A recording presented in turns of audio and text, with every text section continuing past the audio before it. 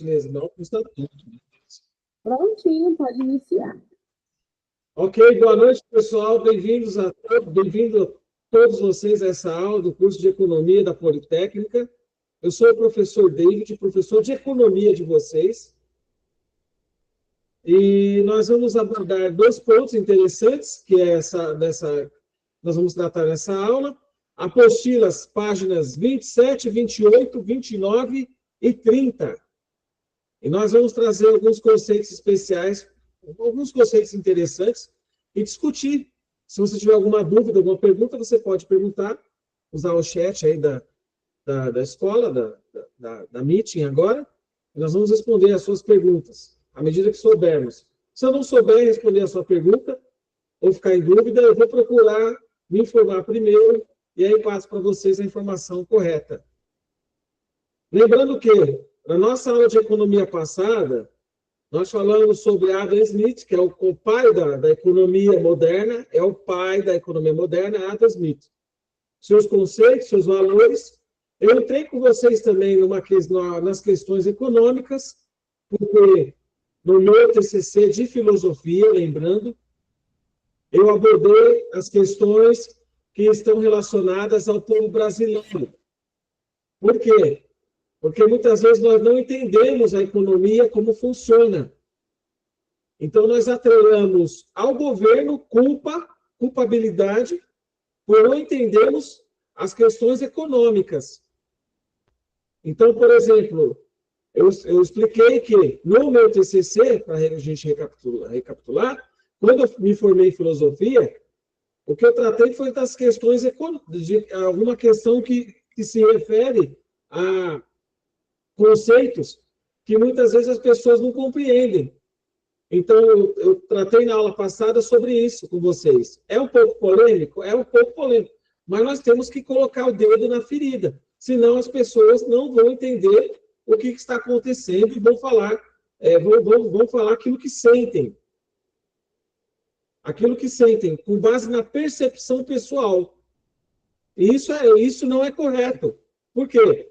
Eu preciso de dados estratégicos, dados monetários, observar o mundo ao meu redor, entender o que está acontecendo, política e economicamente, é disso que nós estávamos falando na semana passada. E o que acontece é que, muitas vezes, as pessoas não conseguem diferenciar o que é liberalismo, o que é economia, os conceitos econômicos, demanda, moeda,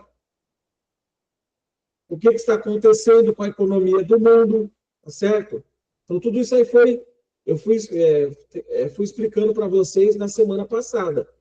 Aí, o que acontece? Justamente, eu fui pesquisar a opinião de pessoas sobre o que elas pensam sobre o que é ser liberal da forma econômica. O que é ser uma pessoa liberal? E aí eu trouxe para a aula esse tema, que muitas vezes as pessoas confundem. Por exemplo, o que é uma economia, o que é ser liberal na forma de economia, na forma econômica, do que é ser uma pessoa liberal em relação a princípios, valores. Então, por exemplo, sou contra os direitos das pessoas LGBT. Eu sou contra, então não sou liberal. Liberal nesse sentido. Eu sou a favor das pessoas do casamento homossexual. Eu sou a favor do aborto. Eu sou a favor... que mais? Eu sou a favor de direitos das pessoas trans.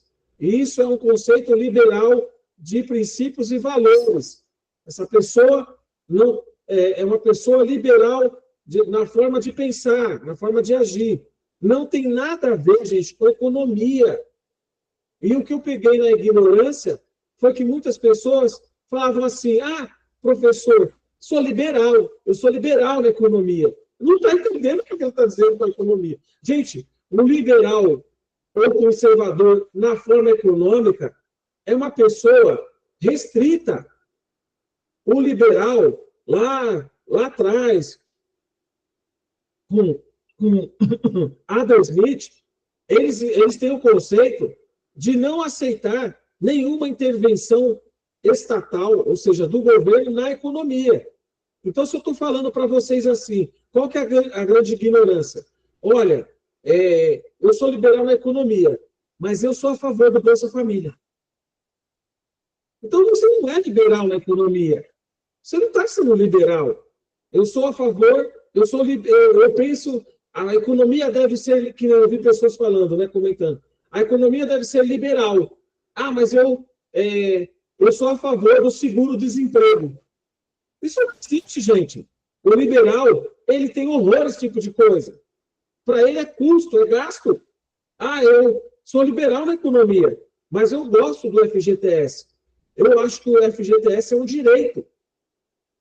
Eu sou a favor que as pessoas tenham direito à moradia, à saúde pública de qualidade, à escola, à educação, saúde e segurança de qualidade. Eu sou a favor. O economista, o liberal, entendam, ele não é a favor desse tipo de coisa. E por que eu estou falando tudo isso? Porque nós vamos entrar nos conceitos econômicos.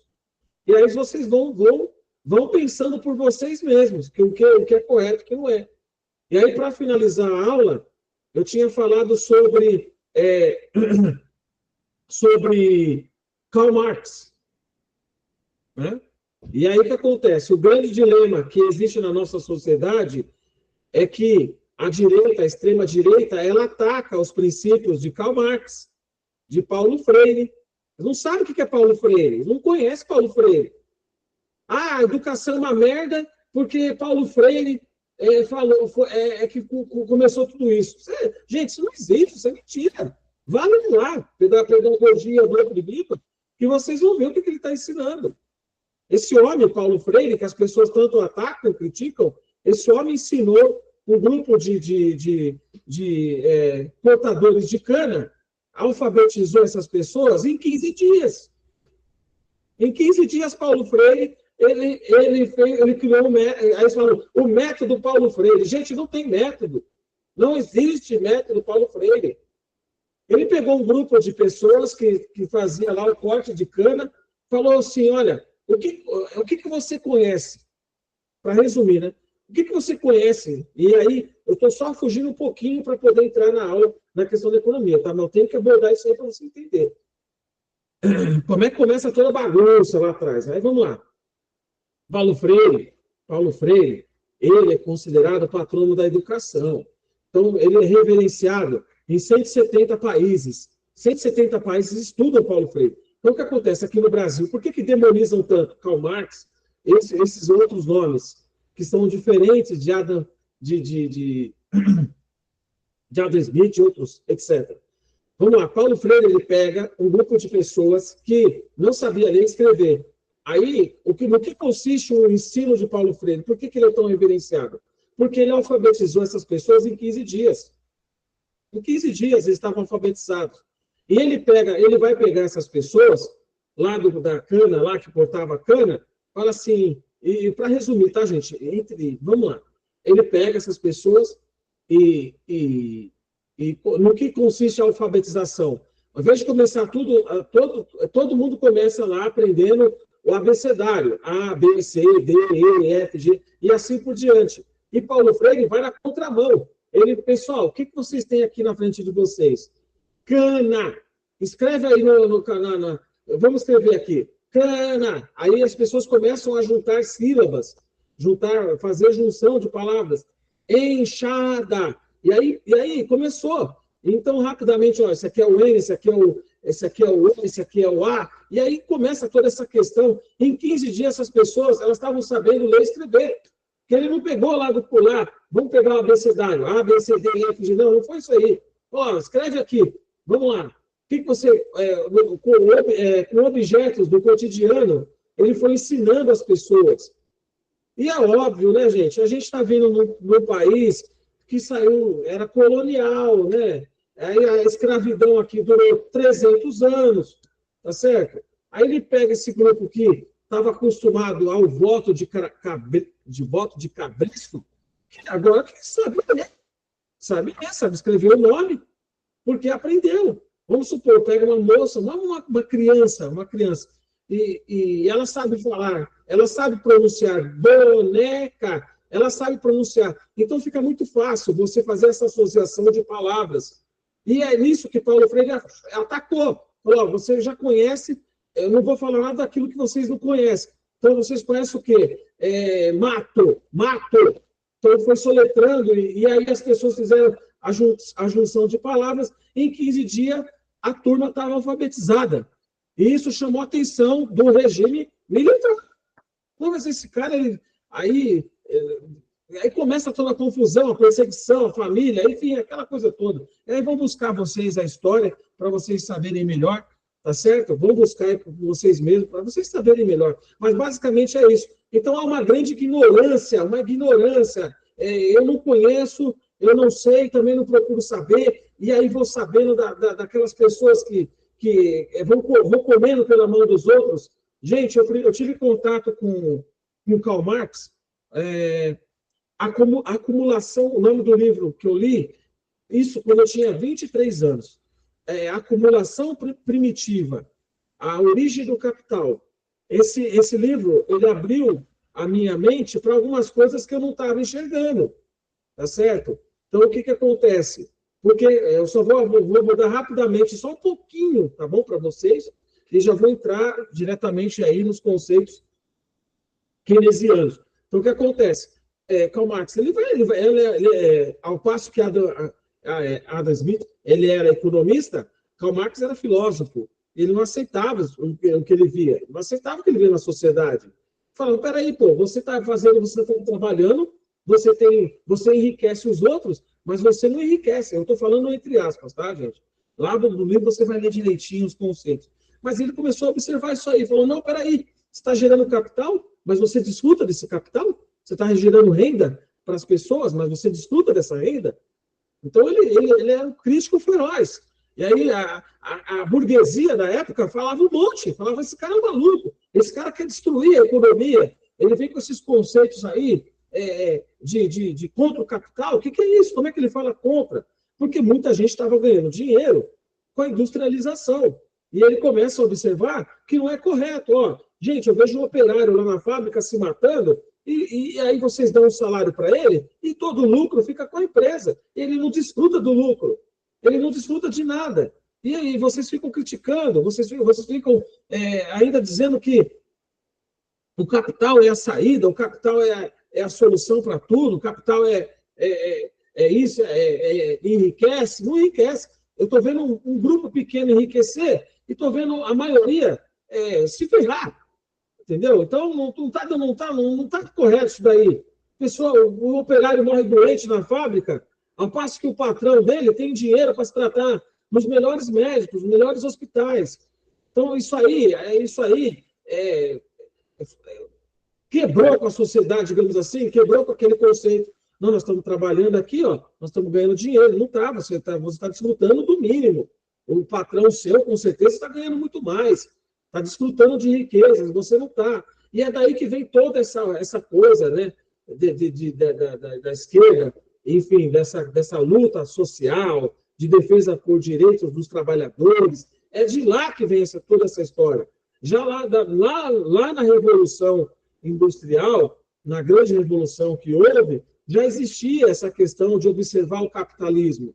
Lógico, Adam Smith influenciou o capitalismo. Ele influenciou, só que algumas, como, por exemplo, Karl Marx começou a observar isso. Pessoas com fome, pessoas doentes, pessoas sem nada, tendo que trabalhar. Então, ele começou a ser um crítico muito ferrenho do capitalismo. Então, o que ele dizia? Olha, para uma pessoa, para que uma pessoa enriqueça, outra ficou pobre. Para que uma pessoa tenha ficado rica, tenha acumulado capital, a origem do capital ela não é tão limpa, não é tão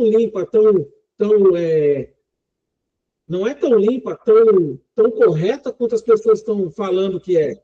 Tem muita gente levando prejuízo, tem muita gente apanhando, tem muita gente ficando doente, miserável, e ao passo que alguns estão enriquecendo, estão gerando lucro, fortunas, acumulando de forma primitiva riquezas, e outros não estão. Então, toda essa crítica mexeu com a sociedade na época, mexeu muito. Os burgueses ficaram revoltados com ele, principalmente com as críticas, né? Lógico, ninguém quer se criticar, alguém quer criticar aqui alguma coisa que não está dando... Quando você começa a criticar alguma coisa que não está dando certo, você é visto como uma pessoa chata, uma pessoa ruim, uma pessoa um problemático, um encrenqueiro. O encrenqueiro está criando problemas. Meu Deus do céu, gente, analisa. Por que alguém aqui na nossa sociedade, sabendo de todo o sofrimento do povo preto, sabendo todo o sofrimento dos mais pobres, é contra a cota em faculdade? Por que alguém é contra? Meu Deus do céu, a pessoa não tem condição. É pobre, não tem condição de pagar um curso de medicina. Um curso de medicina custa 15 mil reais. Como é que você vai pagar isso aí? O seu pai ganha 15 mil, não, aliás, para sua mãe, para o seu pai, para sua mãe, te colocar numa faculdade de medicina paga, no mínimo eles têm que ganhar 60 mil, porque o curso é 15 mil, fora livro, fora... Então, como é que... Aí você tem uma universidade aí, uma MG aí, né? Uma universidade de Minas aí, que o pobrezinho lá vai lá, faz vestibular, claro, né? Tudo tem o seu preço. Estuda, vai lá, faz o vestibular, passa, consegue uma bolsa de medicina. Esse cara é um herói. Essa pessoa é um herói. É isso que nós temos que enxergar. O capitalismo enxerga isso como um problema. Enxerga isso como uma situação complicada. O economista, o liberal lá, ele fala, pô, é muito caro manter a faculdade. É muito caro, vamos privatizar. Vamos privatizar, porque está gastando muito dinheiro. Mas não está gastando. Ela não está gastando, gente. Não está gastando. O governo arrecada trilhões. Trilhões. Então, nós temos que ter essa consciência social, sim. Tá certo? Nós temos que entender do que lado estamos. Espera aí, eu não sou rico. Eu tenho uma vida simples. Então, eu vou ficar babando ovo de capitalista? Não vou, de jeito nenhum, de maneira alguma. Não dá. O cara está milionário lá e eu estou aqui na minha humilde condição. Não, eu também quero vencer. Eu também quero crescer. Todo mundo quer. E por que eu estou falando isso? Agora nós vamos começar a entrar na aula. Eu tenho observado, por exemplo, essa semana eu assisti, é tudo no YouTube, tá? Eu assisti a história do McDonald's, tá certo? A história do McDonald's. Ele não foi feito para que fosse o intuito do McDonald's, o criador, Ray Kroc, ele imaginou o seguinte: um amigo dele comentou com ele, vocês podem procurar depois, falou assim, eu não quero, você acha que você está no negócio de fazer lanches? E aí ele para o fundador do McDonald's, né? Você acha que você está no negócio de fazer lanches? Você tem certeza disso? Ou você está no ramo da franquia, da imobiliária? Então, e aí trazendo vamos sair um pouquinho dessa história do fundador do McDonald's e vamos nos dias atuais. Gente, é um absurdo. Eu estava vendo aqui na reportagem, você investe milhões para ter uma franquia McDonald's, você investe milhões, você se submete, você é um franqueado, você se submete a custear toda o McDonald's entra com 55%. Você se submete a obedecer à franquia, a seguir os padrões da franquia, e aí o McDonald's já começa a ganhar, a bufufa já começa a entrar, e em troca você se compromete a comprar, por exemplo, eu tenho uma loja, um McDonald's, eu sou dono de um Mac, sou franqueado de um McDonald's. Aí, por exemplo, a central lá do McDonald's lançou móveis novos. Ela quer reformar, você custeia a reforma também, tá? Você custeia a reforma. Então, quer dizer, o McDonald's vende para você os móveis, você paga os móveis, você está comprando na franquia e você está mais você paga um absurdo de dinheiro e recebe. E aí foram fazer uma pesquisa aí, quanto que cada franqueado ganha, mais ou menos, em média, 100 mil, 150 mil reais. Quanto você investe para comprar um negócio desse? Milhões. Milhões. E quanto você ganha? Quanto você ganha? 100 mil. 100 mil, 150 mil. Gente, uma pessoa bem formada, um advogado, um médico, um engenheiro, ganha esse valor. Ganha esse valor. Pode não ganhar, talvez, por mês, mas ganha. Então, você está vendo? Outra vez, vou falar aqui para vocês, essa febre que tem no Brasil, seja empreendedor, se livre da CLT, você não vai ser empregado, você vai ser seu próprio patrão. E aí teve uma faculdade, eu não sei se foi o FMG, a Universidade de Minas, Federal de Minas, que fez a pesquisa, e eles saíram pesquisando, olha, meu amigo, você é empreendedor? Qual é o seu ramo de negócio? Quanto você ganha lá? Ah, estou ganhando aí uma faixa salarial de 2 a 3 mil reais. É a mesma coisa de uma pessoa que trabalha empregada. É a mesma coisa. E a maioria deles, hein? A maioria deles. Somos empreendedores de sucesso. Quanto que é o seu salário? 2, 3 mil. Para aí, pô. Aí foram chegar à conclusão de que os empreendedores de sucesso ganham a mesma coisa que uma pessoa que trabalha CLT. E detalhe, né? Sem nenhum direito. Não tem férias, não tem 13º, não tem fundo de garantia, não tem nada, não tem convênio, não tem nada. Tem que pagar tudo do bolso e ainda e trabalhar sábado, domingo, feriado, e olha lá, hein? Então, tem essa aí, né? A economia tem os seus benefícios. A economia de mercado, ela atrai o capitalismo, ela atrai o dinheiro, mas ela também tem as suas consequências, que nem sempre são consequências boas. Então, nós temos que analisar. Aí eu estava vendo uma reportagem também sobre franqueado, né? Franquia. Vou comprar uma franquia, vou ter meu negócio próprio, marca famosa, etc. Aí a pessoa toda endividada, toda lascada, com dívida, perdeu loja, perdeu patrimônio. Eu estou falando até de divórcio, que dá entre famílias, que começa a brigar, o dinheiro sai pela janela e o casamento sai pela porta. Enfim, um inferno na vida da pessoa que tinha um negócio próprio, era franqueado, aí continua, perdeu o negócio, não tinha clientela que imaginava que ia ter, aí teve que se desfazer de bens, imóveis, etc. Então, gente, tudo isso tem que ser levado em conta. A economia tem, sim, o seu benefício, mas ela também tem as suas incongruências. E nós temos que tratar sobre tudo isso, tá certo? Então, não adianta você só ver a economia como um bem-estar da humanidade. Não é só isso. O capitalismo existe, tem muita gente ganhando dinheiro. Acredito que os 4 homens mais ricos do mundo, eles têm o equivalente às fortunas deles, o equivalente à metade do planeta Terra. Então, isso está desigual? Está desigual. Isso não funciona assim. Tá?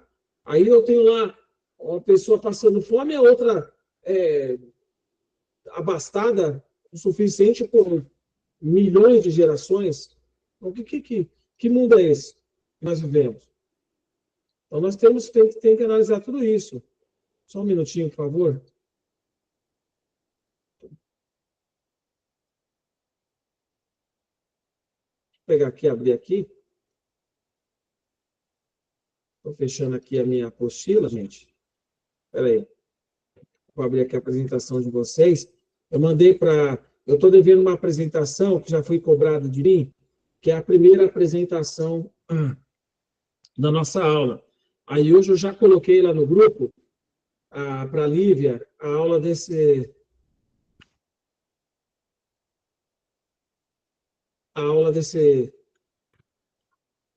semana.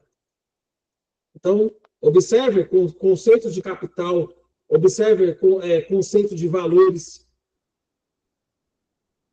tudo aquilo que é empregado na economia moderna. E só para fechar aqui com vocês, já fechamos esse primeiro essa primeira parte, vou entrar numa segunda parte, que aí vocês começam a observar como é que a economia mundial está se comportando. Então, houve lá a questão das tarifas do Trump, ele viu que não era, não é que ele viu que não era, toda a economia mundial entrou meio que em colapso, essa que é a verdade.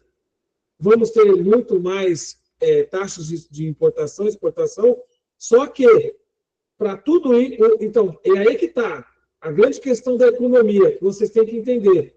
Quando o governo não foram as empresas, instituições que atuam no multilateralismo, que fizeram a intervenção que o Trump fez. Trump é quem? É governo. Trump é governo. Trump não tem nada a ver com a economia. Trump é governo. Aí ele falou assim, então, agora para vocês exportarem para o meu país, vão pagar a taxa de 50%. Ou que nem para a China. China, você quer trazer os seus produtos aqui para o meu país? Para os seus produtos, 250%. Deu errado. Deu ruim. Lá no mês passado, a gente tinha falado sobre isso. Lembra? Eu falei com vocês, vai dar ruim. E deu mesmo. Vai dar ruim. Ele teve que fazer os cambalachos lá, fazer os esquemas, ninguém usa essa palavra, meu Deus do céu. Fazer umas trambicos, né? Para voltar a ser o que era, né? Porque ele falou, pô, tá dando ruim, tá dando ruim. Aí começa a gente na rua. Lembra que eu falei para vocês? Tudo isso vai acontecer. Foi acontecendo. Teve uma manifestação agora em Los Angeles, teve um quebra-quebra horrível. Parece que teve morta, eu não sei. Depois eu vou ver direitinho aí o que aconteceu lá. Mas quebra-quebra, tá tendo manifestação em Washington direto. Ninguém está gostando. Ninguém está gostando. Certo? Agora teve essa questão de Harvard, de mexer com Harvard, os alunos que estudam lá, os estrangeiros, proibidos de entrar no país, e os que estão lá têm que sair. É uma loucura. Então, quer dizer, eu já tinha tratado com vocês sobre essas questões. E aí o que acontece? Por quê? Porque mexeu com a economia, mexeu com o bolso das pessoas. Você vai pagar num carro lá, pagar 30 mil, você está pagando 70 mil. Então, tá desesperador. E já estão falando, gente, do jeito que está, dessa situação não vai ser tolerável, vai entrar em recessão. Aí nós tivemos agora o quebra-quebra, o quebra-pau, Elon Musk contra Donald Trump, eles brigando, bate-boca, foi briga mesmo, soco na cara, uma baixaria lá dentro, me parece até que o Elon Musk está envolvido com alguma treta lá, enfim, não vou nem citar aqui o que exatamente é, mas você vê como que é. Não, mas mas eu estou perdendo. Você vê, o Elon Musk, empresário, tem a empresa dele. Não, peraí, o governo está mexendo errado. Então, vai bater boca com o presidente? Não dá. Meu amigo, o presidente aqui sou eu. Pega tuas coisas e sai fora. É isso, é disso que eu estou falando, português claro. Tá certo? Então, meu amigo, sai fora. Não quero você aqui. O governo é meu, sou eu que mando. Então, quer dizer, olha a loucura. Vai. E aí as pessoas na rua. Popularidade do governo lá embaixo. A economia está mexendo com a economia. Vai comprar um sofá, está mais caro. Vai comprar. O americano não está acostumado com esse tipo de coisa. O americano normal lá não está acostumado. Ir no mercado e comprar caro. Eles estão acostumados a levar até de graça, dependendo do mercado. Eles têm uma política lá que não tolera nem produto perto da validade. Não vende produto perto da validade. O americano entrega esses produtos de graça no mercado. Ele não aceita esse tipo de coisa. Vender produto próximo da data de vencimento. Não, já fica lá disponível. Quem quiser pegar, pega. Ele está acostumado com isso. Não está acostumado a ir no mercado e está caro as coisas. Eles não estão acostumados. Porque é uma economia forte. Então, eles têm uma cultura de anti-impostos lá. E o que acontece? Vai lá taxar produto, vai entrar mais caro, vai pagar mais caro, aí já começou a gritaria, já começou a revolução lá dentro, quer dizer, o pessoal já começa a estranhar uma cartela de ovos, para vocês terem uma ideia, R$60. Uma cartela de ovos. $60, R$60. R$60. Então tá caro, tá grande. O ovo, R$60, uma cartela de ovo. Aqui no Brasil está pagando 20. Acho que é R$20, se não me engano. Então, tá muito caro as coisas. Aí é aquela história, começa a ficar tudo muito claro, o pessoal começa a ficar desesperado, o que está acontecendo, o que está acontecendo, sabe que são medidas do governo, e aí é que está. Lembra que eu falei para vocês? O liberal, o capitalismo não aceita intervenção estatal. Não, então, coloca uma coisa na cabeça de vocês. Economia de mercado não quer intervenção estatal. Economia de mercado preza pelo cumprimento das leis e o governo numa atuação fiscalizadora. A economia do mercado, ela tem essa base. O governo cria leis e fiscaliza.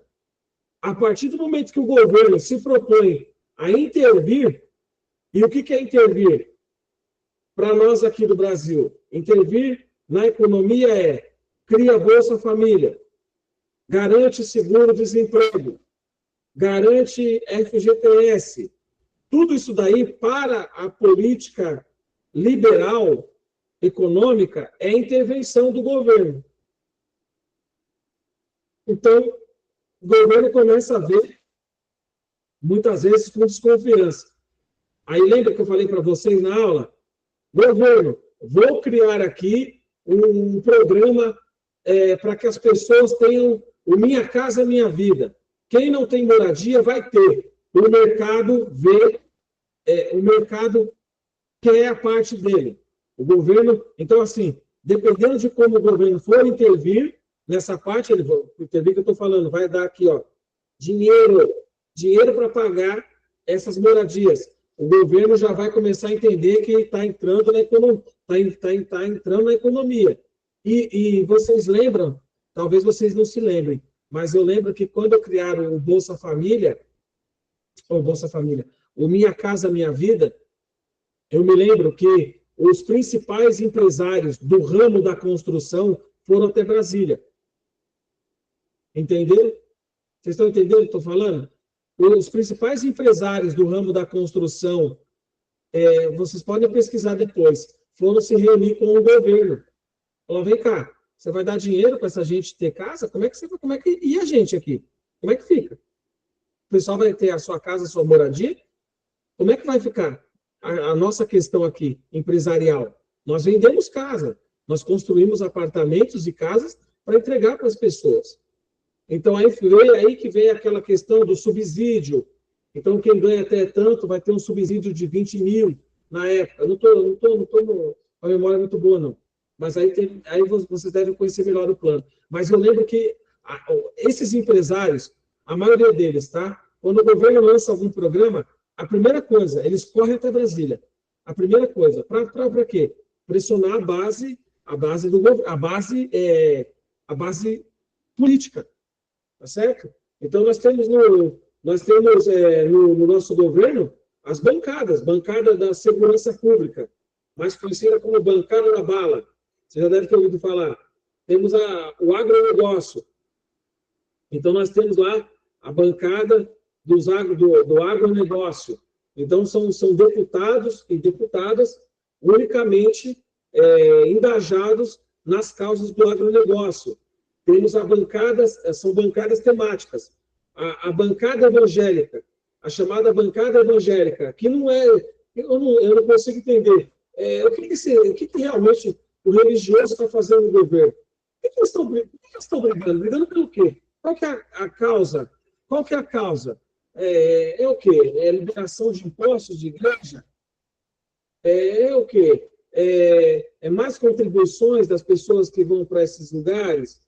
Eu queria entender, assim, exatamente o que as pessoas fazem quando elas elegem um deputado só porque ele é evangélico. Mas qual que é a grande pauta dele? Ele está comprometido com saúde, com educação, com segurança? Na minha época, eu me lembro que era uma situação assim, defender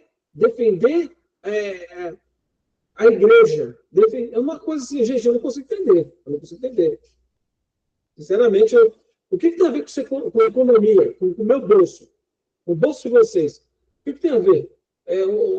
Qual que é o barato? É economia? É saúde, educação, segurança? É o quê? É bancada evangélica. Então, o quê? O que eles querem lá exatamente? Não dá para entender. Aí tem outras. Tem outras.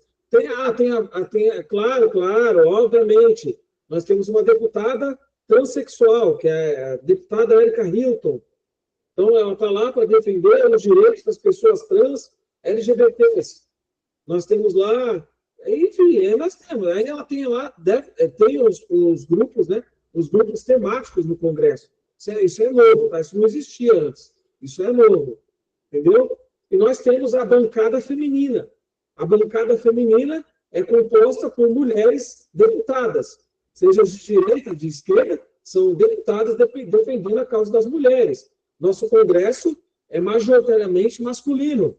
E nós temos a bancada feminista, que está lá junto com essa, defendendo os direitos das mulheres. Então, as mulheres unidas lá no Congresso. Então, tem senadora, tem deputada, tem outros, ministra, que nem aconteceu com a ministra Marina Silva, que vocês devem ter acompanhado. Enfim, é isso, gente. Então, mas aí, para resumir, então, quando essa turma começa a intervir na economia, ela dá problema. Ela dá problema. Então, é complicado. Aí o governo Trump, vamos taxar produtos dos outros países. Isso tem um custo que vai ser repassado para quem vai comprar esses produtos. Então, nós temos oferta e demanda, que já é um conceito aí, já começa a entrar na aula, né? Oferta e demanda. Então, nós temos oferta, os produtos lá sendo oferecidos, nós temos a demanda. Então, o que acontece? Como é gerada a inflação? Quando há uma procura muito grande desses produtos, então eles vão ficando mais caros, porque há muita demanda. Há muita demanda. Aliás, há muita procura por esses produtos. Deixa eu ver aqui. Gente, qualquer dúvida, estamos aqui à disposição para responder. Deixa eu ver se eu compartilho a minha tela com vocês aqui.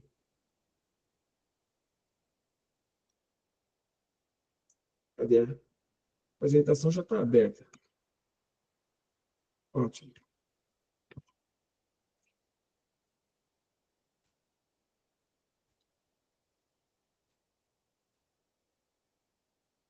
Eu peguei o básico, tá, pessoal? Se vocês quiserem, vocês vão ter que correr atrás aí de leitura, informações para vocês terem base, conhecimento. Deixa eu ver, cadê? Ué?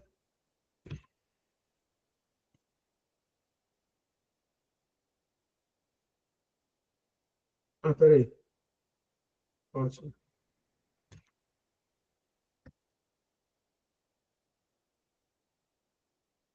Deixa eu pegar aqui, pessoal. Aí.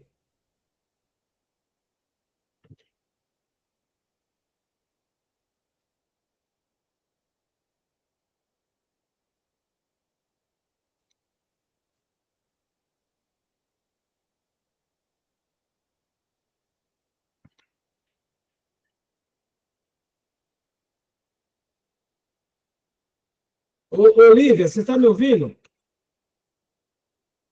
Lívia? Lívia?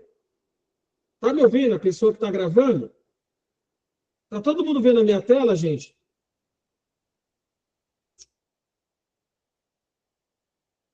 Pessoal, está todo mundo vendo a minha tela?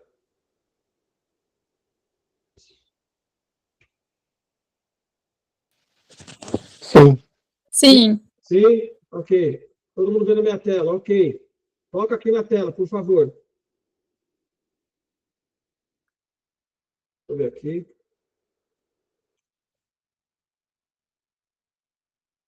Vou dar uma ampliada aqui. Uma análise detalhada dos princípios econômicos de John Maynard Keynes. Maynard Keynes. Aí vocês vão ouvir o tema de keynesianismo, conceitos fundamentais, páginas 27, 28, 29 e 30 da apostila. Vamos lá. Primeiro, teoria da demanda agregada. A teoria da demanda agregada explora a relação entre a quantidade total de bens e serviços demandados e o nível de preços em uma economia. Keynes argumentou que, em tempos de recessão, a demanda agregada pode ser insuficiente para garantir o pleno emprego. resultando em um ciclo vicioso de desemprego e baixa produção. Então, vamos lá. Por que nós temos essa teoria? Baseado em quê? Em princípios de teoria de demanda agregada. Eu preciso ter uma demanda. Se eu não tenho uma demanda forte, por que eu vou continuar contratando X pessoas? É disso que se trata. Tá certo? Então, se a demanda agregada ela não for suficiente para garantir um pleno emprego, ela vai ter as suas consequências. Qual é a consequência? Desemprego. Por isso que é tão perigoso quando o governo decide intervir na economia. Então, assim, tem que se tomar cuidado. Tivemos um problema agora com o pé de meia. O pé de meia foi criado para atender os jovens para se manterem na escola. E aí nós tivemos todo um procedimento lá, técnico, teórico, que dizia que estava errado o valor. Eu não sei nem se atrasou ou não, né? Mas por quê? Porque esse pessoal que é economista liberal, eles estão de olho nesses programas do governo. Alguns críticos, né, chamam de assistencialismo. Então, muito cuidado com quem você vota. Por quê? Porque você talvez seja beneficiário de um programa do governo que está sendo criticado. Tá certo? Então, vamos lá. Essa demanda, a demanda não é suficiente. A demanda não está atendendo. Tem uma baixa produção. Desemprego. Aumenta o desemprego. Então, o governo tem que estar sempre se mantendo em ordem com as suas contas. Para quê? Para que a economia possa ter o seu próprio o seu crescimento, gerar demanda, e a demanda por si só, ela garantir porque quando tem uma demanda, óbvio, né? As empresas vão contratar mais. Há uma demanda forte, pujante, as empresas contratam mais. A economia ela precisa girar. Eles defendiam que o governo deve intervir na economia, especialmente em períodos de recessão. Ele acreditava que políticas fiscais, como aumento de gastos e corte de impostos, podem estimular a demanda agregada e ajudar a recuperar a economia. A gente não está falando sobre tudo isso agora. O que eu falei para vocês? Tudo isso agora está sendo tratado. Então, é Keynes, gente, é Keynes. Essa questão do multilateralismo, país vendendo para país, isso vem desde depois da Segunda Guerra Mundial. Entendeu? Então, por exemplo, o que Keynes defende? Olha, a economia está ruim. Tem uma recessão acontecendo. Esse país ele não está vendendo, ele não está girando, a economia está parada. Então, uma boa política fiscal, aumento de gastos, corte de impostos, pode estimular a demanda agregada. Então, por exemplo, eu me lembro que na época, alguma época atrás, tinha aquele cartão Construcard. Vocês devem se lembrar do Construcard. O que era o Construcard? Você tinha direito a um cartão, você pegava um certo empréstimo. O governo ele trabalha com estímulo a gastos da população. Então, ele criou essa forma de você gastar. Quando se fala aqui em aumento de gastos, não é aumento de gastos só do governo, é aumento de gastos das famílias. Qual que era o objetivo? Fazer você gastar o seu dinheirinho lá, que você estava guardando, com reforma de casa. Então, eu me lembro que tinha gente que comprava sofá, geladeira, fogão, fazia uma pequena reforma com esse dinheiro que o governo disponibilizava. E aí você pagava depois, enfim. Tem a questão aqui do nosso país do crédito consignado. O que o governo quer? O governo quer aumentar gasto, ele quer fazer você gastar para gerar economia. Porque a estagnação vai gerar o quê? Desemprego. Então, o governo quer fazer a economia girar. Agora, por exemplo, o governo Lula lançou o crédito para o trabalhador. Você tem carteira assinada, aí vai lá e pega uma quantidade de dinheiro que é disponibilizada lá com a empresa financeira. O governo quer fazer o quê? O governo quer estimular o gasto. Ele quer estimular as pessoas a gastarem os seus recursos. Por quê? Porque isso faz a economia girar. Isso faz a economia crescer. Você vai gastar aquele dinheiro, vai comprar, vai pagar uma dívida, vai pagar vai comprar uma roupa, vai comprar um calçado, vai comprar utensílios, objetos domésticos para sua residência, uma televisão, uma geladeira, dependendo do valor, né? Estou falando, né, gente? E aí o que acontece? Isso estimula a demanda, isso vai estimulando. E aí as pessoas vão comprando, o governo aumenta gasto, o que gera demanda, o que aumenta a demanda, e aí isso vai ajudando a recuperar a economia. Por que a nossa economia está em recuperação? Vocês lembram, nós tivemos um período tenebroso que foi a pandemia. Então, nós ainda estamos em recuperação. O investimento é um dos componentes-chave. Oi? Alguma pergunta?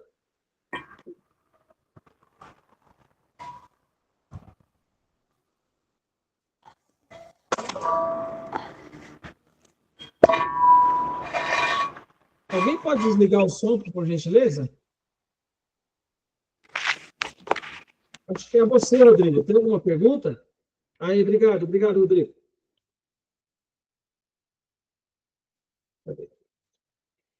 Investimento é um dos componentes-chave da demanda agregada e um motor essencial para o crescimento econômico. O Keynes enfatizou que a incerteza...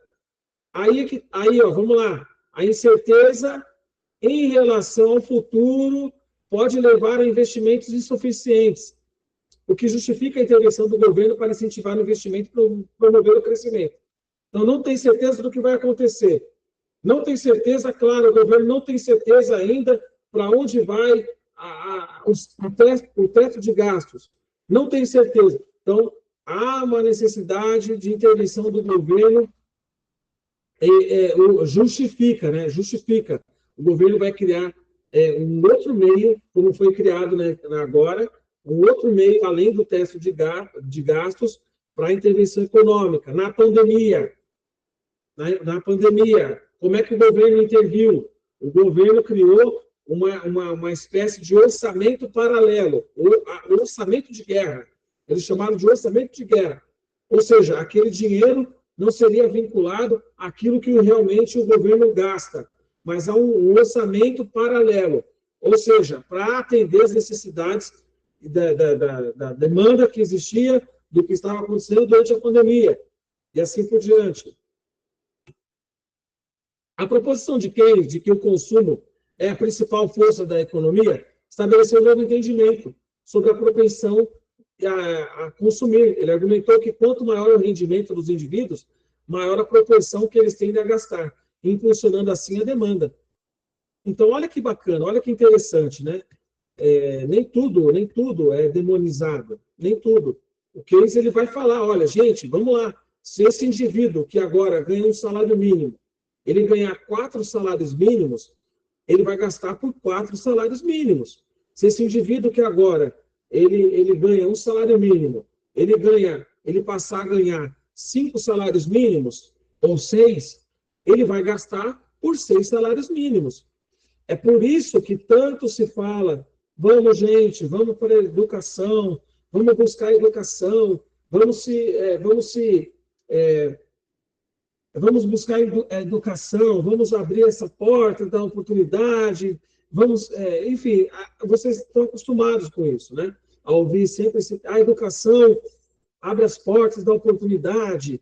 Então, é interessante. Uma pessoa que agora um assistente de balcão, um balconista, ele pode vir a ser um administrador. E ali ele vai ter lá um outro tipo de trabalho, e com esse trabalho vai gerar uma renda de R$5.000, de R$6.000, e aí ele passa a ganhar mais, enfim. Tudo isso aí é interessante para a economia. Ninguém quer ver você pobre. Não existe isso. Então, essa história de que, cuidado com a esquerda, ela quer ver você pobre, o socialismo, você tem que ver que é uma paranoia, que não tem ninguém aqui na porta da minha casa falando assim, David, você está proibido de estudar. Não tem ninguém. Eu estudo porque eu quero. Tá certo, gente? Eu estudo porque eu gosto de estudar. Eu quero crescer. Eu quero vencer. Eu quero prosperar através da educação. Eu acredito no potencial que a educação tem. E não tem governo que me impeça de ser engenheiro se eu colocar na minha cabeça que eu vou ser engenheiro. Não tem governo que possa comigo se eu colocar na minha cabeça que eu vou ser médico. Eu não tenho essa, gente. Não tem ninguém na porta de vocês proibindo vocês de buscar educação, buscar conhecimento. E não é só buscar conhecimento e educação. Existe aí o bônus do que vem com ela. Você, como uma pessoa formada na administração, você vai ter outro tipo de processos, de outro tipo de cargo de trabalho. Dependendo do caso, pode vir a se tornar o gerente da empresa. Qual o salário do gerente aí, formado em administração? Uns 10 mil, 5 mil? Sei. E aí depende de vocês. Eu trabalho com administração. Agora eu vou ser analista contábil lá da empresa que eu trabalho. O salário, 4 mil, 5 mil, não sei, gente. Eu não conheço muito bem dessas áreas. Minha área é outra. Então, o que acontece? É interessante para a economia que vocês prosperem. É lógico que é interessante. Não é interessante que você fique ganhando salário mínimo a vida toda. Mas é interessante que você prospere. É interessante. Por quê? Porque você vai gastar de acordo com aquilo que você ganha. Ok? Então, você vai ter aí uma prosperidade que é advinda da sua formação. Professor, eu quero estudar direito. Meu objetivo é estudar direito. Você vai se tornar advogado, você vai receber de acordo com... Você é formado, você tem a OAB, então você vai receber o salário de acordo com aquilo que você oferece. Então, a nossa economia também, pessoal, presta bastante atenção, ela também gira em torno daquilo que você é capaz de oferecer. Se você não tem uma qualificação técnica, o mercado de trabalho, ele quer a qualificação técnica, tecnológica e graduação. O mercado exige isso, uma graduação técnica, tecnológica, ou uma graduação, um bacharelado, por exemplo. É interessante que vocês continuem o estudo de vocês. O curso técnico vai te abrir algumas portas. Você ganha um salário mínimo, um curso técnico, alguns de vocês já devem ter em mente aí que pode ganhar até 4, 5 salários mínimos. Então, é importante vocês se formarem. É importante. Outro dia eu estava vendo aqui, o salário mínimo da enfermagem, do técnico de enfermagem, está em 4, 5 mil reais. Então, é interessante. Quanto tempo é o curso? 1 ano e meio? Aí, na área de vocês, eu não sei ainda quanto é o salário, né? Mas é interessante. Você ganhava R$1.000, 1.800 de salário, você passar a ganhar 4 mil, 5 mil. É interessante para a economia. É interessante porque você vai comprar mais produtos, vai gerar mais demanda, o que vai gerar mais empregos. Você vai estar gastando seu dinheirinho. O governo está atento a tudo isso aí.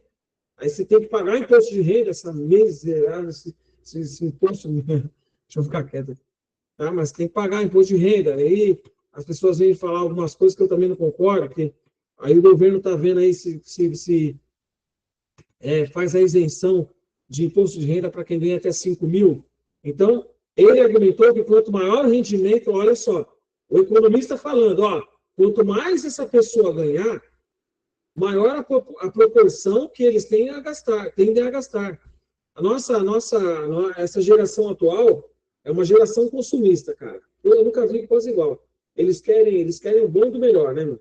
Só não quer trabalhar o suficiente muitas vezes para ter esse bom e do melhor. Não quer buscar, né? A gente vê muito isso. A minha geração é a geração que vai para cima, que vai buscar. Essa geração de agora não é tanta força assim, né? Porque, cara, eu estava vendo a minha sobrinha outro dia, falou, tio, eu vou comprar um computador. Falei, menina, como é que você comprou um computador? Não, filho, tio, eu tenho um TikTok e eu estava lá fazendo as curtidas lá no TikTok e agora o TikTok me pagou um dinheiro aí e eu vou comprar meu computador. Então, gente, cuidado com isso, tá bom? A tecnologia também, ela atrai, né? É tudo assim. Eu estava vendo aqui uma interessante, né? Dependendo de quantos seguidores a pessoa tem, ela vai ganhar de 5 a 10 mil dólares. Então, é muita grana. Mas a educação, para nós que somos mortais normais, pessoas normais, é interessante você buscar o conhecimento para você crescer também profissionalmente, para você adquirir uma profissão nova e você poder sustentar a sua família, os homens, os rapazes, né? Já digo logo, para sustentar uma família, você vai ter que ter um bom salário. É interessante você ter um bom salário, isso mantém o seu casamento de pé, até porque a economia hoje está bem complicada, a questão de relacionamento. As mulheres também estão buscando cada vez mais a sua independência. Todas as mulheres querem mais ou menos um cara que busca se desenvolver, né? Então, é interessante para os rapazes também buscarem ser autossuficientes, para que, quando vocês forem casar, se é que vocês vão escolher, vão optar por esse caminho, que eu estou vendo, está todo mundo só pensando em ficar solteiro e tal, e curtir, mas, pô, é legal, cara. Você lá, tá lá, você tem o seu carro, pô, quem não quer, né? Você tem o seu carro, tem a sua casa, enfim, tem um dinheiro guardado no banco, você pode fazer uma viagem, você pode comprar uma roupa que você gosta, ele não fica naquela coisa de ninharia, né? De não poder entrar numa loja e comprar aquela camiseta, né? Eu ia falar uma coisa, eu não vou falar não, tá? Deixa eu falar. Mas você quer comprar um Nike, né? Você quer comprar um tênis de marca, e aí você tem que ter dinheiro, cara. Essas coisas custam dinheiro. Como é que você vai conseguir dinheiro? Você tem que ganhar mais. E como é que você faz para ganhar mais? Ou você arruma um emprego que te dê mais, tá certo? Ou você estuda até você conseguir entrar na profissão que você escolher aí para você ganhar o seu salário. Então, tudo isso é muito bacana. Hoje se fala, meu Deus do céu, hoje se fala muito no iPhone, eu quero iPhone 15, 28, daqui a pouco vai ter iPhone 50, e é isso. E aí a rapaziada, eu fico vendo o movimento dos jovens, né? Eu observo o movimento, eles querem PlayStation, o PlayStation 5, até eu quero. Bom, depois eu vou falar, outro dia eu falo isso. Mas, enfim, gente, o nosso filósofo aqui, o Keynes, ele acreditava que quanto maior o rendimento dos indivíduos, mais eles gastam. E é verdade mesmo. A gente gosta de ir numa churrascaria com a família, comprar um churrasquinho bacana, ir para um rodízio, né? E aí vocês têm que pensar, vocês rapazes, você vai convidar a sua namorada para um restaurante, você vai levar ela para um cinema, para um shopping, quem sabe, né? E você vai comprar um presente legal para ela. É legal, cara. É legal. É bacana. E aí, para você conseguir isso, não tem outro caminho. Se você não for ser um influencer aí da vida, você vai ter que estudar, meu camarada. Você vai ter que estudar e trabalhar duro para você ter uma profissão bacana, você ter o seu rendimento lá. E se você quiser, você vai ter o seu carro, vai ter a sua casa. Enfim, vai ajudar teu pai, tua mãe. É por aí o caminho, não tem outro caminho. Né? Se você não for influência. Agora, se você for influência aí, uma Virgínia Fonseca da vida, ou, né? Enfim, aí estão falando de outro patamar. Né? Aí é influência, é capacidade de comunicação de massas, aí é outra história, é outro caminho. Agora, se você é normal, então vai buscar conhecimento, vai buscar se aprimorar, vai buscar falar um idioma, falar um inglês. É legal, né? Bom, relação entre taxa de juros e investimento. Keynes identificou uma relação inversa entre taxa de juros e investimento. Quando as taxas de juros são baixas, o custo de empréstimos é menor, incentivando as empresas a investirem mais, o que pode ajudar a estimular a economia. Não é só para as empresas, né? Vocês veem aí. Eu estou pegando aqui um empréstimo. Eu estou pagando o dobro do valor que eu estou pegando. Estou pegando R$1.000 emprestado. Vou pagar R$2.500. Isso é taxa de juros embutida nesse empréstimo. Então, tudo isso foi ensinado. Ó. Existe uma relação entre taxa de juros e investimento. Então, se a taxa de juros for muito, e aí é que está a briga do governo, vocês devem ter acompanhado lá atrás a briga do governo com taxa de juros. Está muito alta, vamos abaixar, está muito alta, vamos reduzir. Por quê? Porque o governo quer investir. O governo e as empresas querem investir. E quanto maior for a taxa de juros, menor é o investimento. Então, você vai ter pouco investimento. Mas por quê? Porque o empréstimo lá, o subsídio está muito caro. Isso afeta a nossa vida também, tá? Isso afeta a nossa vida. A taxa de juros está alta, vai pegar empréstimo? Vai nada, vai viver como está. É melhor do que ficar devendo 3, 4 vezes para o banco. Tá certo? Então, tem os seus riscos. As críticas de Keynes ao liberalismo econômico abordam a crença de que os mercados se autorregulam sempre. Meu Deus. Olha, gente, olha aqui. Vamos lá. A crítica de Keynes ao liberalismo econômico, vou repetir, abordam a crença de que os mercados se autorregulam sempre. Ele argumentou que em situações de crise, essa autorregulação falha, levando a desemprego massivo e inquietação econômica. A ideia de que o governo deve ter um papel ativo na regulação da economia se tornou central em seu pensamento. E aí, o que vocês acham? Concorda ou não concorda? Vocês acham que a economia se autorregula? Você acha que a economia, por si só, vai se adequar e vai fazer de conta que a miséria não existe? Então, o que eles falou? Não, o governo tem que intervir, pesado. A ideia de que o governo deve ter um papel ativo na regulação da economia. Aí o governo tem que criar, sim. Bolsa Família, tem que criar. Tem que criar porque tem gente que não pode trabalhar mais. Tem mãe solo aí, cuidando dos filhos sozinha.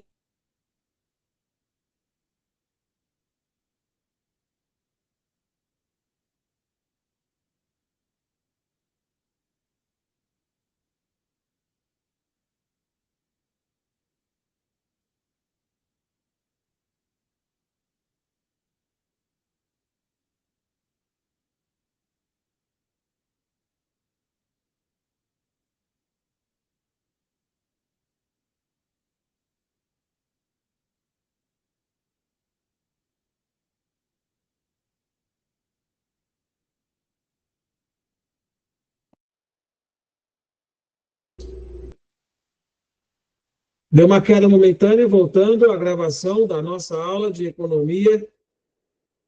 Então, como eu estava falando para vocês, vamos retomar aqui. O que Keynes acreditava? Que, sim, o governo, em certa medida, ele tem que intervir. O mercado não se autorregula. Ele não acreditava nisso. E ele tem razão, eu creio. Aí vocês podem fazer suas próprias conclusões aí, né? Podem tirar suas próprias conclusões. A ideia de que o governo deve ter um papel... gente, vamos lá.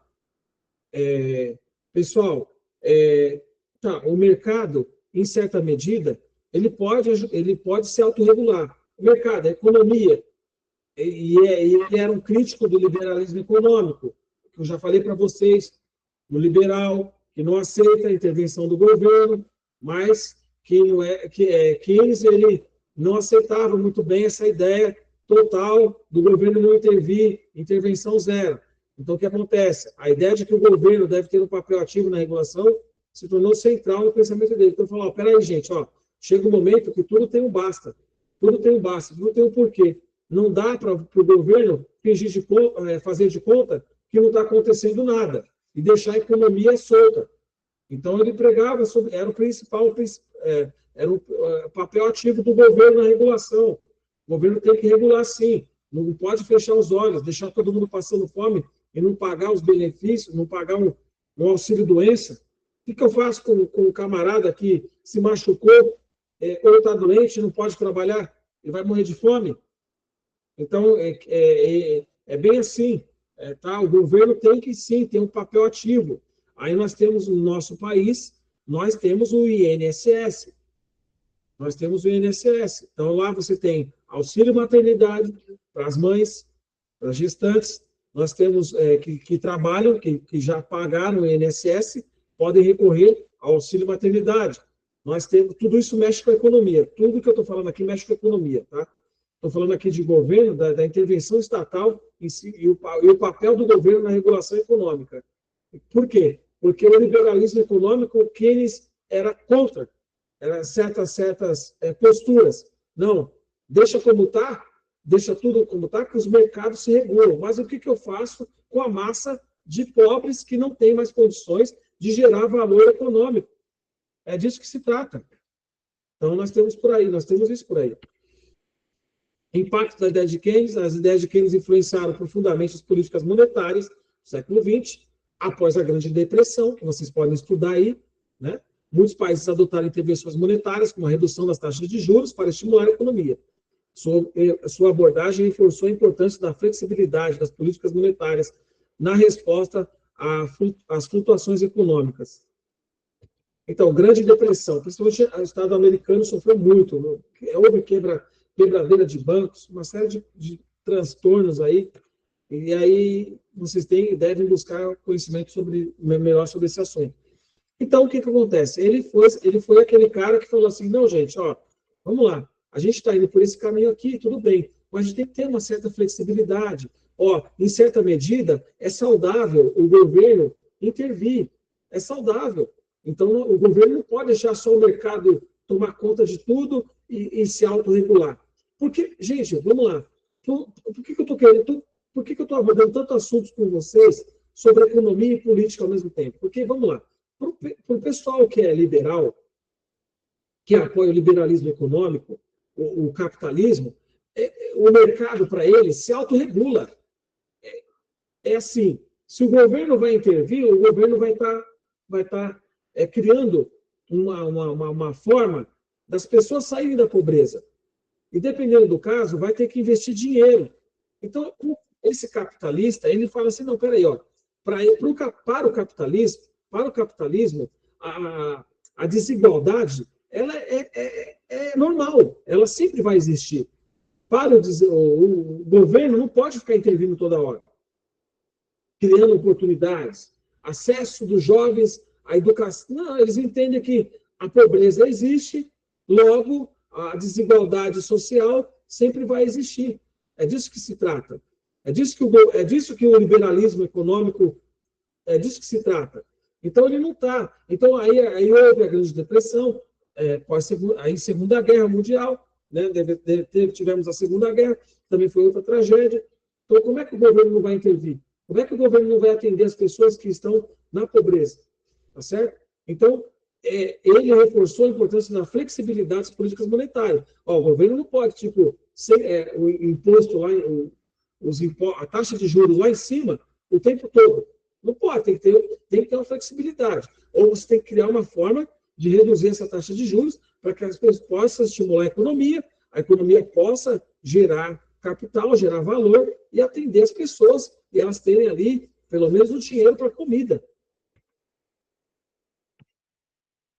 Keynes enfatizava que o governo deve responder rapidamente a crises econômicas por meio de políticas fiscais e monetárias expansivas. Ele defendia o aumento dos gastos públicos para fomentar a demanda no momento de recessão, uma abordagem que muitos governos implementaram durante crises financeiras subsequentes. Então, dependendo da idade de vocês, gente, eu sou de uma época que eu vi o meu pai, ele pegar fila para comprar gás. Porque eu estou falando assim, não é filinha, não, é fila quilométrica. Porque houve crise de gás aqui no país. Gente, a inflação aqui no país era assim, ó, a inflação na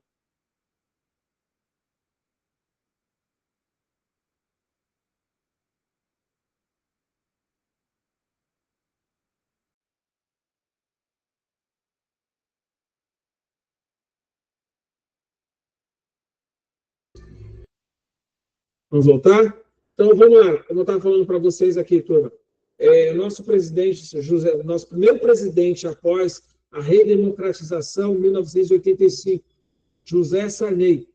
E teve toda aquela questão do Tancredo Neves morrer. E nessa época, deixa eu ver, eu nasci em 79, eu tinha mais ou menos uns 6 anos, 6, 7 anos de idade. E eu me recordo do meu pai indo para a fila comprar gás, sabe? A inflação era um absurdo, eram umas coisas assim que acontecia que você falava assim, pô, mas o que está acontecendo com esse país? Por que não está dando por que não está dando certo? Você ficava assim, aí nós tivemos Sarney, nós tivemos o Collor, né? O Collor traumatizou todo mundo, né? O Collor traumatizou todo mundo, porque o Collor, ele lançou o plano Collor e ele fez o confisco da poupança das pessoas. Ele confiscou o dinheiro que estava guardado no banco das pessoas.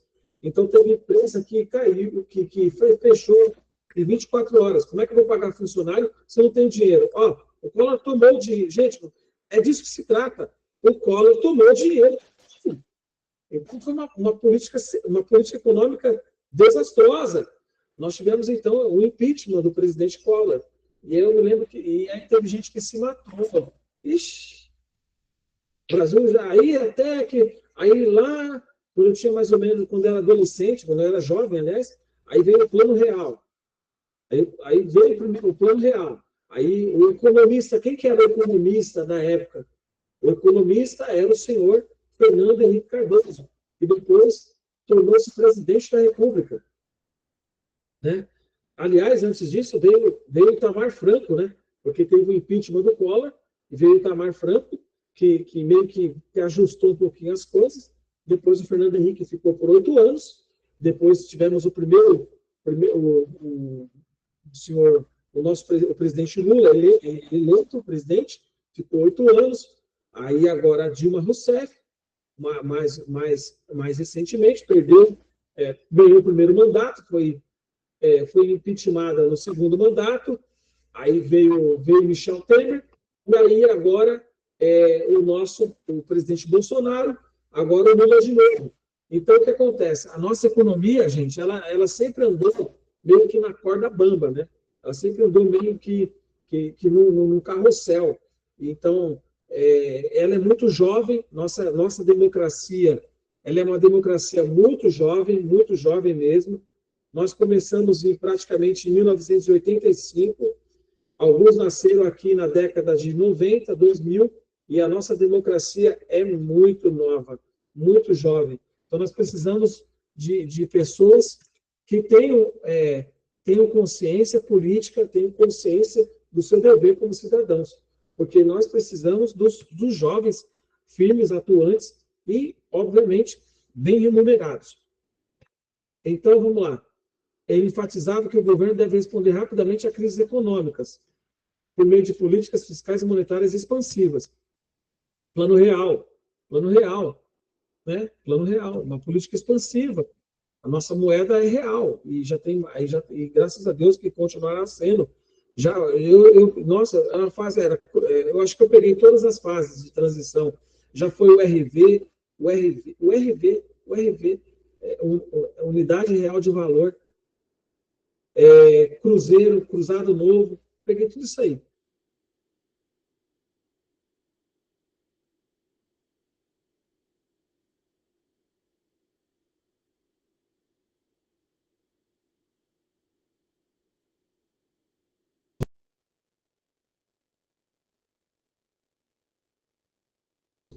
Voltando ao assunto, o governo ele tem que criar políticas expansionistas, políticas que vão tratar do bem-estar, de fazer a economia se tornar uma economia de valor, vai gerar renda, capital, etc. O legado de Keynes perdura na teoria econômica moderna, onde suas ideias formam a base para muitas políticas macroeconômicas. O conceito de demanda agregada, juntamente com sua crítica ao laissez-faire, continua a impactar como economistas entendem e respondem a problemas econômicos.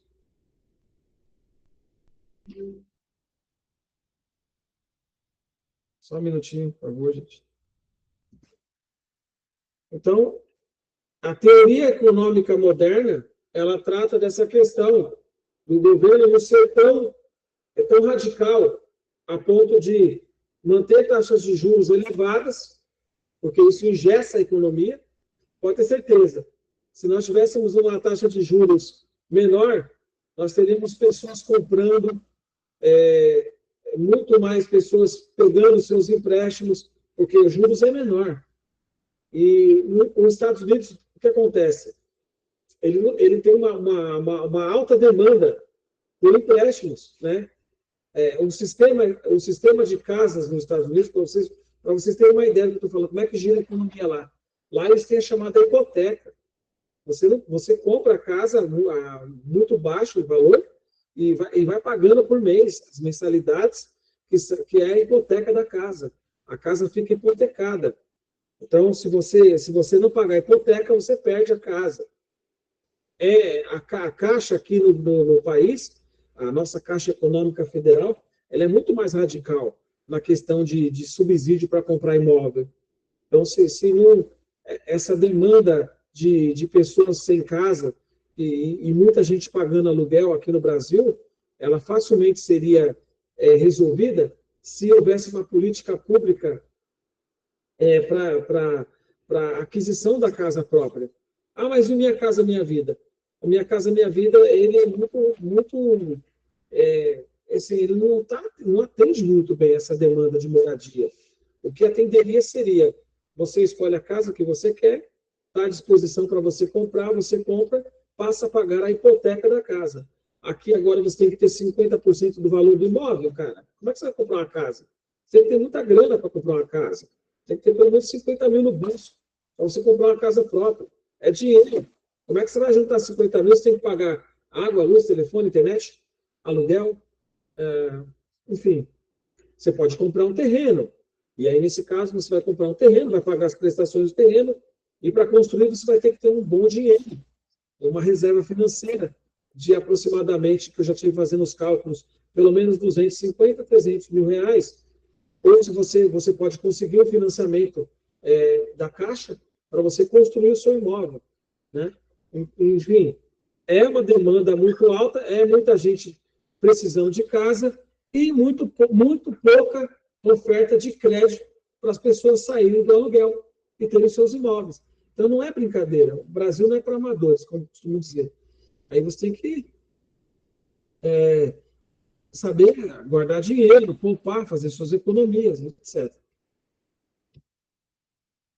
Keynes afirmou que as economias não são automaticamente propensas ao pleno emprego e que a insegurança econômica pode gerar tanto desemprego quanto inflação. Essa relação trouxe novas percepções sobre as políticas necessárias para equilibrar esses índices. Então, vamos lá, gente. A Venezuela e a Argentina, elas já foram muito prósperas. O que está acontecendo hoje nesses países é uma vergonha. Eles já foram países muito prósperos. Eu lembro que era Brasil, assim, Brasil, porque o nosso país é continental, ele é gigante. Então, ao passo que a Argentina e Venezuela, pô, a Venezuela, esses dias aí, inflação de 1000%. Acho que até hoje, o Nicolás Maduro assumiu o poder, não entrega o poder de jeito nenhum, nós temos uma crise econômica. Ou seja, o governo ele tem que andar, gente, a política econômica de um país, para ter pleno emprego, tudo precisa funcionar. Tudo precisa funcionar. É uma questão de valor. Ó, eu lembro que a Bolívia não era um país tão pobre, não, tá? A Bolívia, logo que entrou o Evo Morales, ele reestatizou as empresas. Entendeu? Então, você não tem segurança jurídica, econômica no país. E se você não tem segurança jurídica, econômica, o que vai acontecer? As economias não têm a capacidade de gerar emprego. E aí gera o quê? Inflação. A inflação dispara. O preço das coisas aumenta muito. As pessoas perdem seus recursos, perdem seus bens, seus patrimônios. Aí fica muito complicado. Então, tudo isso aí conta, tá certo? Então, se você não tem o capital ali, se você não tem uma economia muito bem regulamentada, o governo andando ali com as próprias pernas, sem ficar pegando muito empréstimo, né? Porque tem essa coisa do FMI também. Então, se você não fizer a economia girar, se o governo não faz a economia andar, caminhar, esse governo vai fracassar. Essa relação trouxe novas percepções sobre as políticas necessárias para equilibrar esses índices. Então, o que acontece? O Keynes, ele pregava o equilíbrio. Tudo tem que ter equilíbrio, gente. Tudo tem que ter... Tudo está ajustado. O governo não pode intervir muito na economia. Olha o governo Trump. Não, vou taxar. Então tá bom. Nós vamos taxar vocês também. Então, o produto que entrar, vai entrar, mas vai entrar mais caro. Aí vai mexer com a economia do país. Está mexendo com a economia. Estão perdendo muito dinheiro. E o que acontece? Quem que é o responsável? É o imigrante que foi lá para trabalhar? Não, é o governo que está fazendo besteira. Tá certo? Então, o que acontece? Tudo isso envolve economia. Tudo isso envolve. A economia não vai girar. Ai, meu cachorro está latindo muito, pessoal. Acho que ele quer comida, viu? Aí vou para o último tópico aqui. Otimismo e investimento. Keynes acreditava que o otimismo desempenha um papel crucial nas decisões de investimento. Ele insistiu que a confiança dos investidores poderia impulsionar a economia. Só por aqui, tá? Eu vou encerrar a aula. Então, vamos lá. Eu tenho X investidor. Quando o juros está muito alto no Brasil, eles investem aqui porque estão ganhando real. Quando os Estados Unidos sobe a taxa de juros deles, esses investidores que investem aqui correm para lá. Por quê? Porque o dólar está alto. Vamos investir, vamos comprar dólar. Aí sai todo mundo daqui e vai para lá. E é isso que acontece, que é complicado. Então, uma economia regida por esse tipo de evento, né? O clima, sugerindo que o clima de expectativa afeta diretamente a atividade econômica. Então, por exemplo, por que o dólar está alto no Brasil? É esse clima de atividade econômica. O dólar está alto no Brasil por quê? Porque investidores estão migrando muito para os Estados Unidos, porque o dólar está alto. Então, vamos comprar dólar. É a economia do momento. É a moeda do momento. Vamos comprar dólar. E o Brasil, que ninguém compra real, a verdade é essa, né? Que o real é a nossa moeda, mas que poucas pessoas compram o real, acaba sofrendo essa migração de investidores. Então, está certinho a economia, né? Tá ajustado com o pensamento liberal, está ajustado com o pensamento de Keynes. Embora ele fosse contra o neoliberalismo, ele ajustou, ele falou, peraí, nós temos investidores. Então, se esses investidores estão otimistas com a economia daquele país vai crescer. Se ele não estiver tão otimista, aquele país ele pode sofrer algumas consequências ruins devido à sua economia de austeridade fiscal, pode ter algumas quebras, pode sofrer, porque não está tendo aí um bom rendimento econômico. Então, se a economia está ajustada, está andando, aquele investidor vai querer investir nesse país que tem essa questão. É por isso que a política ela tem que andar alinhada com a economia daquele país. Se qualquer intervenção estatal, vamos pegar tudo, vamos tomar tudo. Como eu falei agora da Bolívia, quebrou o país. Argentina. Só um minuto, pessoal. Oi. Só um minuto. Tá bom. É só isso, tchau. Tchau. Pessoal, desculpa atender o telefone agora com vocês, tá? Foi necessário, urgente. E eu quero agradecer aqui a presença de todos nessa aula. Vou encerrar por aqui e nós voltamos aí no próximo mês com a nossa aula. Muito obrigado pela participação de todos. Tenham todos uma boa noite.